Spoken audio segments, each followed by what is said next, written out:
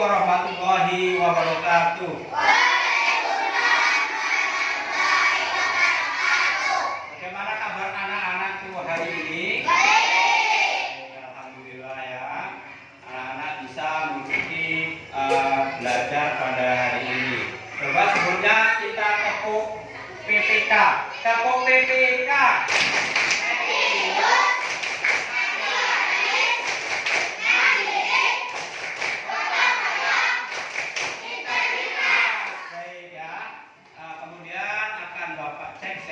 Tidak hadir pada hari ini akan Bapak absen dulu ya. Yang pertama Rafa, kemudian yang kedua Jamas. Baik, semuanya sudah hadir ya. Untuk selanjutnya, sebelum pelajaran dimulai, terlebih dahulu kita berdoa bersama-sama. Coba dipimpin oleh ketua kelasnya, Rafa. Doa mulai. Doa mulai.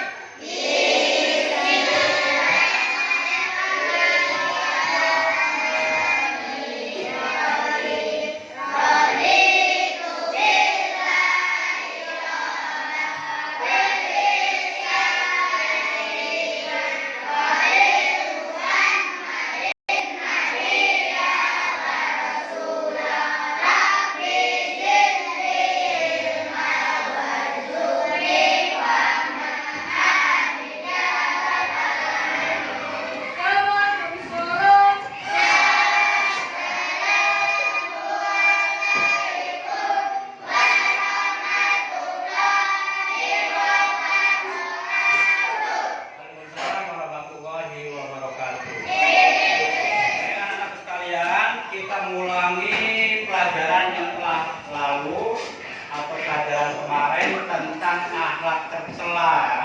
Akhlak tercela. Untuk selanjutnya kita akan melanjutkan materi kita tentang akhlak terpuji. Coba siapa yang tahu apa itu akhlak terpuji? Teguh pendirian. Baik, akhlak terpuji diantaranya ialah teguh pendirian.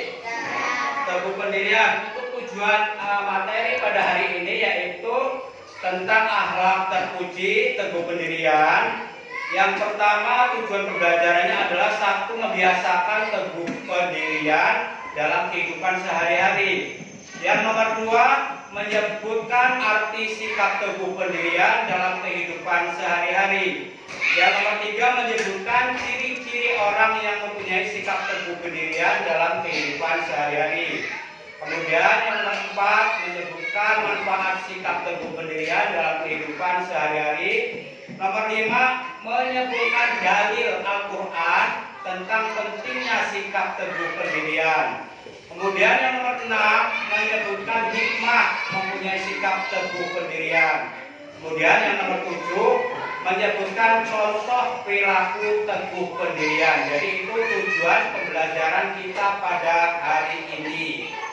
Anak-anakku sekalian, materi pada hari ini yaitu tentang teguh pendirian dengan maksudnya adalah sikap terpuji tentang teguh pendirian. Coba anak-anak perhatikan, akan Bapak terangkan materi yang akan Bapak sampaikan pada hari ini tentang akhlak terpuji. Arti teguh pendirian. Teguh pendirian atau istiqomah artinya tetap dan tidak berubah hati, serta memegang teguh apa yang menjadi pendapatnya. Jadi kalau misalnya anak-anak semua mempunyai pendapat, satu pendapat, kemudian dipengaruhi oleh kawan yang lain, itu tidak akan terpengaruh karena mempunyai satu pendirian. Kemudian yang kedua, ciri-ciri orang yang mempunyai sikap teguh pendirian. Yang A, tidak akan mudah terpengaruh oleh bujukan atau rayuan orang lain. Kemudian yang B, tidak mudah putus asa. Kemudian yang C, apabila menghadapi kesulitan, biasanya tidak mudah menyerah. Kemudian yang D, mempunyai pendirian yang kuat. Dan yang E, keyakinannya tidak mudah tergoyah. Anak-anak sekalian, untuk selanjutnya itu menyebutkan menjelaskan manfaat atau keutamaan sikap teguh pendirian. Keutamaan sikap teguh pendirian yang A, tidak mudah dipengaruhi orang lain ya. Jadi teguh pendirian itu tidak mudah dipengaruhi orang lain. Jadi anak-anak sekalian harus punya pendirian ya. Pendirian yang teguh, yang kuat, yang kokoh. Tidak bisa dipengaruhi orang lain. Contohnya misalnya anak-anak pergi ke sekolah ya. Misalnya si Rafa pergi ke sekolah, kemudian kawannya si Damas mempengaruhi, gak usah sekolah lah, Pak, kita main aja. Karena si Rafa punya teguh pendirian, ya, akhirnya tidak terpengaruh oleh ajakan si Damas yang tidak mau ikut sekolah. Kemudian yang B, tidak mudah putus asa. Kemudian yang C, apabila menghadapi kesulitan, biasanya tidak mudah menyerah. Kemudian yang D, mempunyai pendirian yang kuat. Dan E, keyakinannya tidak mudah goyah. Kemudian yang selanjutnya, keuntungan sikap teguh pendirian. Jadi sikap teguh pendirian itu banyak sekali keuntungannya. Apa keuntungannya? Yang A, tidak mudah dipengaruhi orang lain. Yang B, tidak mudah dibujuk untuk berbuat jahat ya. Jadi kalau sudah punya teguh pendirian, tidak bisa diajak untuk berbuat jahat. Kemudian yang C, mudah memilih ajakan yang baik. Kemudian yang E, tegas menolak ajakan yang jahat. Jadi kalau ada ajakan yang jahat, dia tegas menolak. Saya tidak mau berbuat jahat. Kemudian yang E, saya pada diri sendiri. Jadi itu manfaat daripada sikap teguh pendirian. Kemudian apa dalil sikap teguh pendirian? Dalil sikap teguh pendirian dalam Al-Quran yaitu surat Al-Ahqaf ayat 13 yang artinya, sesungguhnya orang-orang yang mengatakan Tuhan kami ialah Allah, kemudian mereka tetap istiqomah, maka tidak ada kekhawatiran terhadap mereka dan mereka tiada pula bersuka-cita. Jadi itu dalil yang menerangkan sikap terpuji tentang teguh pendirian. Adapun hikmah-hikmah daripada punya sikap teguh pendirian, yang A, orang yang istiqomah akan dijauhkan oleh Allah Subhanahu wa taala dari rasa takut dan sedih, sehingga dapat mengatasi rasa sedih yang menimpanya, tidak hanyut di bawah kesedihan dan tidak gentar dalam menghadapi kehidupan masa yang akan datang. Kemudian yang B, orang yang istiqomah akan mendapatkan kesuksesan dalam kehidupan di dunia karena ia tekun dan ulet.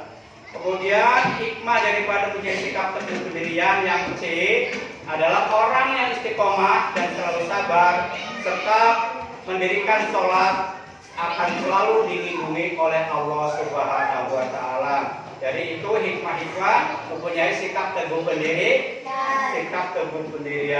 Kemudian apa contoh perilaku teguh pendirian atau istiqomah dalam kehidupan sehari-hari? Di sini ada beberapa contoh ya, sikap istiqomah atau teguh pendirian dalam kehidupan sehari-hari. Yang pertama A, selalu menjalankan perintah Allah dan menjauhi larangannya dalam keadaan apapun dan dimanapun. Kemudian yang B, melaksanakan sholat tepat pada waktunya. Jadi tidak boleh mengundur-undur, misalnya sholat zuhur harus tepat pada waktunya, tidak boleh mengulur-ulur waktu hingga masuk sholat asar. Kemudian yang C, belajar terus menerus hingga paham. Kemudian yang D, selalu mentaati peraturan baik yang ada di rumah, di sekolah maupun di masyarakat. Jadi itu materi pada hari ini tentang teguh pendirian.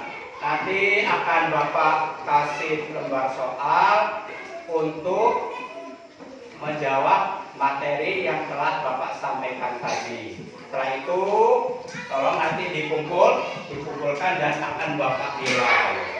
Paham ya? Baik, kalau sudah paham mungkin mungkin materi pada hari ini Bapak cukupkan sampai di sini. Untuk pesan Bapak untuk hari besok, pelajaran hari besok yaitu tentang materi akhlak terpuji, menyambung materi ini yaitu sifat tawakal dan amal soleh, ya, tentang tawakal dan amal soleh. Mungkin itu yang dapat Bapak sampaikan. Dan anak-anak harus belajar di rumah, jangan lupa ya, belajar di rumah. Kalau misalnya nanti belajar di rumah, minta bantuan kepada orang tua untuk belajar atau belajar di rumah. Mungkin anak itu yang dapat Bapak sampaikan pada materi hari ini. Kurang dan lebihnya Bapak minta maaf. Bapak akhiri, wabillahi taufiq wal hidayah. Wassalamualaikum warahmatullahi wabarakatuh.